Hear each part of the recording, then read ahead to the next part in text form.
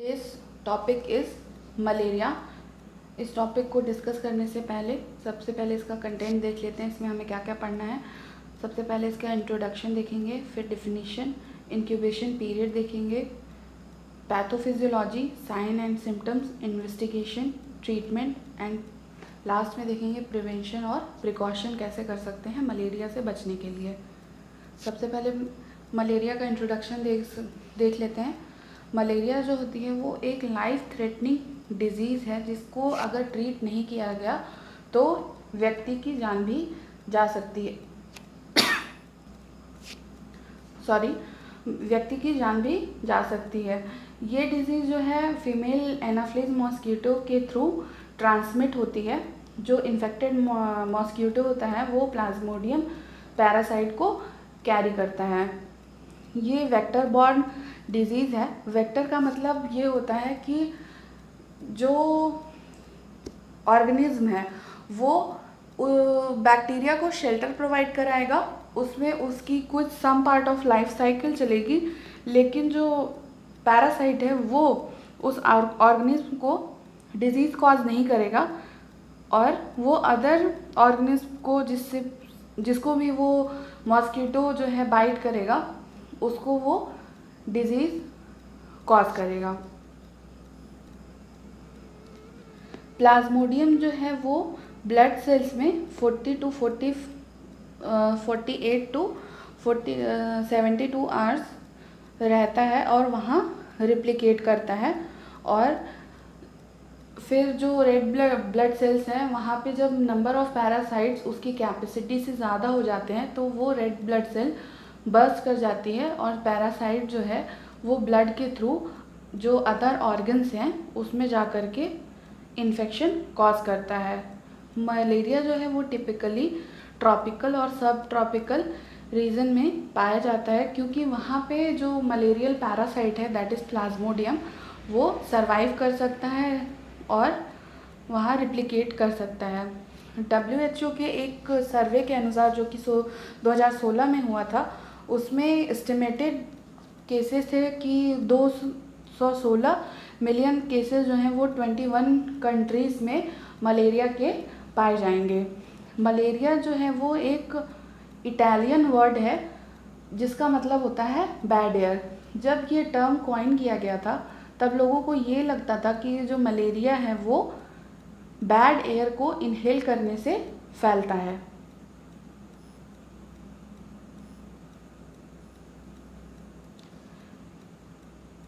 Plasmodium की 4 species पाई जाती है that is plasmodium falciparum, plasmodium vivax, plasmodium ovale, plasmodium malariae. जो सबसे डेंजरस स्पीसीज होती है जो कि सबसे ज़्यादा मलेरिया कॉज करती है that is plasmodium falciparum.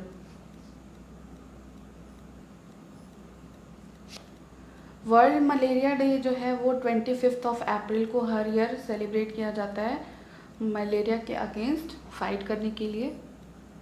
Next है उसका इंक्यूबेशन पीरियड। जो फैल्सिफेरम है प्लाज्मोडियम फैल्सिफेरम उसका इंक्यूबेशन पीरियड 7 to 14 डेज होता है। वाइवेक्स का 12 to 17 डेज होता है।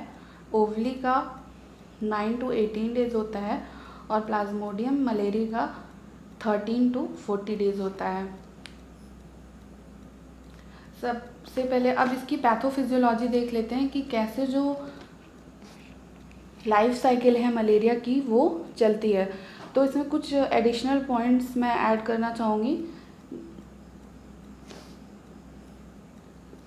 जो मलेरिया के पैरासाइट की जो सेक्सुअल लाइफ साइकिल है वो इंसेक्ट जो कि मॉस्किटो है उसमें होती है, जबकि एसेक्सुअल जो लाइफ साइकिल है वो मैन में होती है, ह्यूमन में होती है। इस लाइफ साइकिल में ह्यूमन जो होता है वो इंटरमीडिएट होस्ट होता है और जो मॉस्किटो होता है वो फाइनल होस्ट होता है। पैरासाइट का जो इन्फेक्टिव स्टेज होता है वो स्पोरोजॉइड होता है। This is the infective stage of that parasite. Parasite mainly जो है वो लिवर और आरबीसी को अफेक्ट करता है और जो ट्रांसमिटेड स्टेज होता है यानी कि जो मॉस्किटो, कोई हेल्दी मॉस्किटो किसी मलेरिया के पर्सन को बाइट करता है तो उसके सलाइवा के थ्रू जो स्पोर्स जाते हैं उन्हें हम लोग कहते हैं गैमेटोसाइट। तो इसकी लाइफ साइकिल देख लेते हैं। सबसे पहले क्या होता है कि जो स्पोरोजाइट्स प्रेजेंट होते हैं फीमेल एनाफिलीज में, वो इन मॉस्किटो बाइट के साथ ब्लड में चले जाते हैं। ब्लड में जाने के बाद आरबीसी में वो रिप्लिकेट करते हैं। आरबीसी में रिप्लिकेट करने के बाद जब वो बर्स्ट हो जाते हैं तो वो लिवर में जाते हैं, वहाँ पे मीरोजॉइड्स का फॉर्मेशन करते हैं और फिर रिंग फॉर्म में जाते हैं और फिर बर्स्ट हो जाता है, गैमेटोसाइट बनता है। गैमेटोसाइट फिर से मॉस्किटो द्वारा सक किया जाता है और ये लाइफ साइकिल इस तरीके से चलती रहती है। अगर जो पैरासाइट है वो ब्रेन में चला गया तो इंसेफेलोपैथी कॉज करता है, हार्ट फेल्योर हो सकता है, हिपैटोमेगाली लिवर में हो सकता है, स्प्लीनोमेगाली स्प्लीन में हो सकता है। ऐसी जो है डिजीज़ कॉज करता है। जो सिम्टम्स हैं उसमें चिल्स होगा, ऐसे कपकपी लग के बुखार आता है, हाई फीवर होता है और काफ़ी स्वेटिंग, जो बुखार जब छोड़ता है तो काफ़ी स्वेटिंग होती है, हेडेक होता है, नॉजिया होती है, वॉमिटिंग होती है, एब्डोमिनल पेन होता है, डायरिया हो सकता है। इन्वेस्टिगेशन, जो मलेरिया का इन्वेस्टिगेशन है वो हम लोग उसमें क्या क्या परफॉर्म करते हैं, माइक्रोस्कोपिक एग्जामिनेशन करते हैं ब्लड का और न्यूक्लिक एसिड एम्प्लीफिकेशन टेस्ट करते हैं। अगर पॉजिटिव आता है तो उस हिसाब से उसकी मेडिकेशन होती है। रैपिड डायग्नोसिस टेस्ट करते हैं। ट्रीटमेंट, इसमें कुछ जो ड्रग्स हैं जो काफ़ी यूज़ होती हैं, दैट इज़ क्लोरोक्विनीन, मेल्फोक्विनीन, क्विनीन और जो डॉक्सीसाइक्लिन है वो क्विनीन के साथ देते हैं। नेक्स्ट है कॉम्प्लिकेशन क्या क्या हो सकते हैं। तो इसमें सीवियर एनीमिया हो सकता है या फिर सेरेब्रल मलेरिया हो सकता है। सीवियर एनीमिया में क्या होता है कि जो आरबीसी है उसकी ऑक्सीजन कैरिंग कैपेसिटी कम हो जाती है और पर्सन को डिजीनेस हो सकता है या फिर वीकनेस फील हो सकती है।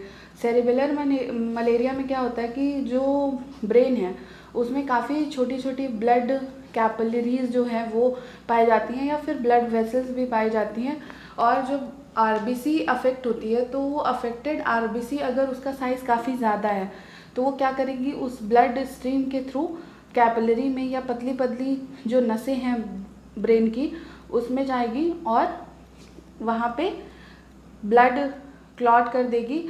तो जहाँ पे है वहाँ ब्लड क्लॉट होगा, वहाँ का एरिया हो सकता है डैमेज हो जाए, जिसकी वजह से जो पर्सन है वो या तो फिर वो कोमा में जा सकता है या तो फिर उसे सीजर्स आ सकते हैं। सीजर्स जो है जनरल टर्म में इसको झटके आना कहते हैं। मलेरिया जो है मोस्टली प्रेग्नेंट वुमेन को अफेक्ट करता है या फिर जो छोटे बच्चे होते हैं लेस देन अ ईयर उनको अफेक्ट करता है या फिर यंग चिल्ड्रन जो होते हैं जो कि 10 साल से छोटे हैं उन्हें अफेक्ट करता है या फिर जो काफ़ी बूढ़े लोग हैं उन्हें अफेक्ट करता है।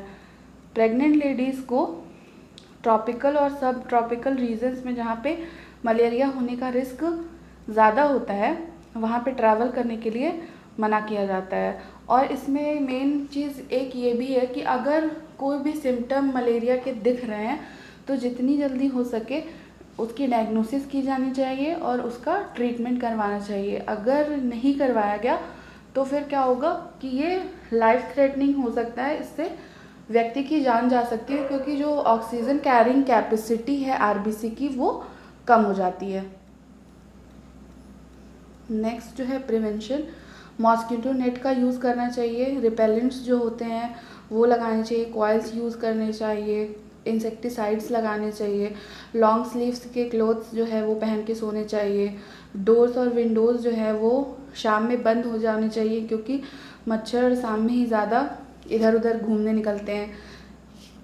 और जो एस्टिमेटेड ब्रीडिंग प्लेस है मॉस्किटो का, यानी कि जो जमा हुआ पानी है उसे स्टैगनेंट वाटर नहीं रखना चाहिए। जो भी अगर कोई बर्तन ऐसा है जो यूज़ में नहीं है और वो खुले में है तो उसे पलट के रखना चाहिए ताकि वहाँ उसमें जो पानी है वो स्टोर ना हो सके।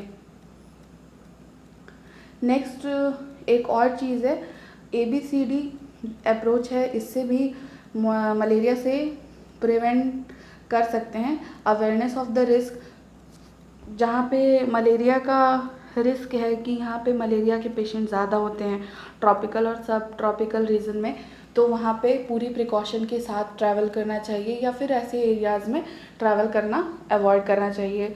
मॉस्किटो बाइट से जो है वो प्रिवेंशन के लिए जो रिपेलेंट्स वगैरह हैं वो यूज़ करने चाहिए, फुल स्लीव्स के क्लोथ्स पहनने चाहिए।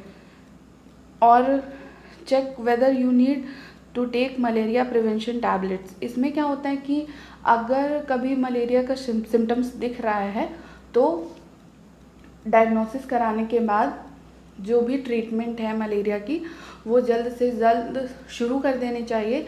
शुरू करना ही इम्पॉर्टेंट नहीं होता है, इम्पॉर्टेंट चीज़ ये भी होती है कि हमने जो ट्रीटमेंट स्टार्ट किया है वो जितने दिन का है वो उतने दिन का वो कोर्स कंप्लीट किया जाए। बहुत बार ऐसा होता है कि डॉक्टर ने प्रिस्क्राइब कर दिया 7 डेज़ तक आपको ये मेडिसिन लेनी है, तो लोग क्या करते हैं 3 दिन में ही बुखार चला गया तो उन्हें लगता है कि अब तो पैसे वेस्ट होंगे, इससे अच्छा है कि मेडिसिन लेना बंद कर दो। इससे क्या होता है कि बार बार एंटीबायोटिक्स जो हैं या फिर और भी दवाएं जो हैं वो चेंज होती रहती हैं और पर्सन जो है रेजिस्टेंट हो जाता है एंटीबायोटिक्स या फिर मेडिसिन के। डायग्नोसिस जो है वो प्रॉपर जो सही समय पे डायग्नोसिस करवा लेनी चाहिए। Thank you for watching.